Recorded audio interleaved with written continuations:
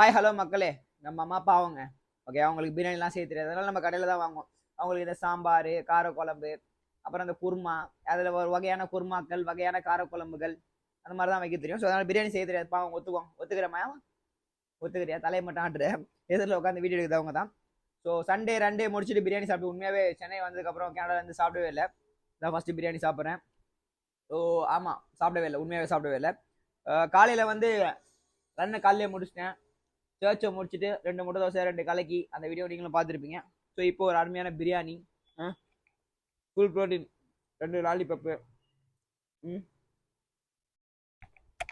அதுக்கப்புறமேட்டு வெங்காயம், கத்திரிக்காய் தொக்கு எல்லாம் வச்சு நல்லா அழகா முடிச்சாச்சு. முட்டையை காட்ட சொல்கிறாங்க. முட்டை பாதி கஷ்டம். ஃபுல் ப்ரோட்டீன், காப் எல்லாமே லோடு. இன்னைக்கு நல்லா சாப்பிட்டாச்சு. இதை நாளைக்கு எல்லாமே செரிச்சு பாதி போனதுக்கப்புறம் மண்டே மதியம் மூச்சை போட்டு ஓடி செரிச்சு விட்டுருவோம். என்ன சொல்றீங்க? நீங்களும் சண்டே ஃப்ரீயாக இருந்தீங்கன்னா ரன் பண்ணுங்க. டைம் ஆயிடுச்சு, பரவாயில்ல, ரன்னிங் போடலான்னு பரவாயில்ல, பிரியாணி சாப்பிடுங்க. நாளைக்கு செரிச்சு விடுறதுக்கு மறக்காதீங்க. ஓகே, நாளைக்கு சந்திப்போம் மக்களே. Love you.